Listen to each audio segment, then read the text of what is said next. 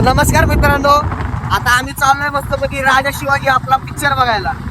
महाराजांचा पिक्चर बघण्यासाठी आम्ही आता जवळजवळ नाही म्हटलं तरी ना 9:30 वाजले बघा. आता चाललोय मस्तपैकी आपल्या वाकडच्या फिनिक्स मॉलला.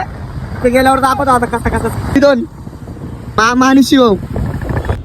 तर बघा मित्रांनो, आता पोचलोय मॉलला. आता चाललोय मधी. लोकांना वाटेल पहिल्या वेळेस चाललोय मॉलला म्हणून असं व्हिडिओ करतो का काय, पण नाही, महाराजांचं पिक्चर आहे म्हणून काढलं. होय रे, बरोबर बरोबर.